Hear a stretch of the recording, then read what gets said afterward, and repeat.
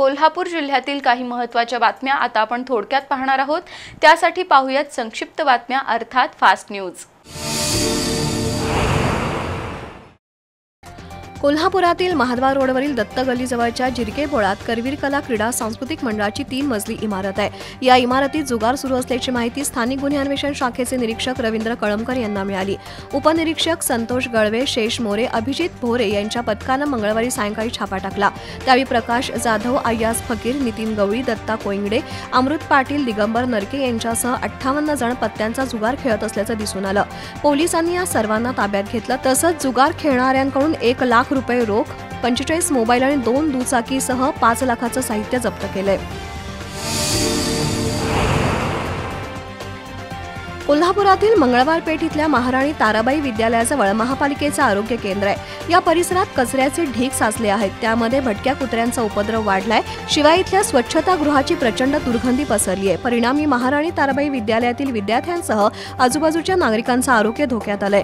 याबाबत महापालिकेनं कार्यवाही करावी, अन्यथा आंदोलन छेडलं जाईल असा इशारा मानवाधिकार सहाय्यता संघाच्या वतीनं देण्यात आलाय। कोल्हापुरातील हॉकी स्टेडियम ते रामानंद नगर चौक या मार्गावरील फुटपाथच्या बाजूला लहान मोठी झाडं झुडपं वाढली होती। त्यामुळे इथला फुटपाथ पूर्णपणे झाकवला गेला होता। ही झाडं झुडपं काढून या फुटपाथची स्वच्छता करावी अशी मागणी परिसरातील नागरिकांनी केली होती। त्याची दखल घेऊन महापालिकेच्या कर्मचाऱ्यांनी फुटपाथची स्वच्छता केली। त्यामुळे नागरिकांमधून समाधान व्यक्त होतंय।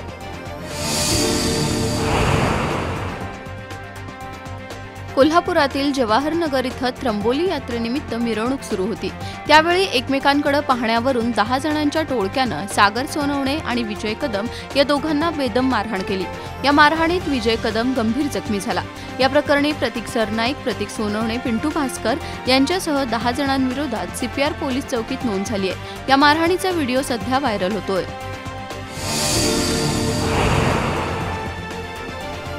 कोल्हापुरातील रस्त्यावर मोकाट फिरणारी भटकी जनावरं जप्त करण्याचा इशारा महापालिकेनं दिला होता। त्यानुसार आज प्रत्यक्ष कारवाईला सुरुवात झाली। सदर बाजार आणि सायबर चौकीतून 2 भटकी जनावरं महापालिकेच्या पथकानं जप्त केली। या दोन्ही जनावरांना काटेभोगाव इथल्या निवारा केंद्रात सोडण्यात आलं। ही कारवाई यापुढेही सुरू राहणार असल्याचं पशुवैद्यकीय अधिकारी डॉ. विजय पाटील यांनी सांगितलं।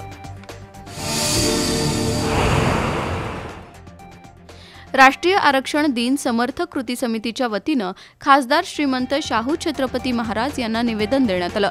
राजर्षी छत्रपती शाहू महाराजांनी 26 जुलै 1902 रोजी करवीर संस्थानात 50% आरक्षण जाहीर केलं। बहुजन समाजाला न्याय मिळवून देणारा हा दिवस केंद्र सरकारनं राष्ट्रीय आरक्षण दिन म्हणून जाहीर करावा अशी मागणी समितीच्या वतीनं करण्यात आली। खासदार शाहू महाराज यांनी यासाठी केंद्र सरकारकडे पाठपुरावा करावा असं निवेदनात म्हटलंय। यावेळी देवदास बाणकर, रमेश कामत, SD कांबळे, दयानंद शेडगे, RB कोसंबी, विश्वनाथ यादव, अनिल खडगे, शिवाजी माळी, मोहन मोरे, नामदेव कदम यांच्यासह कार्यकर्ते उपस्थित होते। भारतीय दलित महासंघाच्या नेतृत्वाखाली लमाण समाजाचा मोर्चा काढण्यात आला। दसरा चौकातून निघालेला मोर्चा जिल्हाधिकारी कार्यालयावर आला। करवीर तालुक्यातील उजळाईवाडीतील शिवपार्वती नगरमध्ये गेल्या 40 वर्षापासून लमाणी कुटुंब झोपड्या मारून राहत आहेत। स्थानिक ग्रामपंचायतीनं त्या झोपड्या हटवल्या आहेत। परिणामी लमाणी कुटुंबाचा निवारा गेलाय। शासनानं संबंधित लमाणी कुटुंबांना पर्यायी जागा द्यावी अशी मागणी मोर्चाच्या वतीनं करण्यात आली। मोर्चात श्रीकांत कांबळे, बबलू चौगुले, अनिरुद्ध कांबळे, महेश हाळकुंदे, आकाश गायकवाड, संदीप पाटील यांच्यासह कार्यकर्ते सहभागी होते। कोल्हापूर जिल्हा दिव्यांग कृती समितीच्या मागणीनुसार जिल्हाधिकारी कार्यालयात दिव्यांग तक्रार निवारण कक्ष सुरू करण्यात आलाय। त्यातून दिव्यांगांच्या समस्या दूर होण्यास मदत होईल। दिव्यांग तक्रार निवारण अधिकारी म्हणून निवासी उपजिल्हाधिकारी संजय तेली यांची नियुक्ती झाली आहे। येत्या 15 दिवसात सर्व शासकीय कार्यालयात दिव्यांग तक्रार निवारण अधिकाऱ्यांची नेमणूक केली जाईल। त्यातून दिव्यांगांच्या प्रलंबित समस्या सुटण्यास चालना मिळेल असं दिव्यांग कृती समितीचे अध्यक्ष संजय सिंह जाधव आणि सचिव संजय पवार यांनी सांगितलं।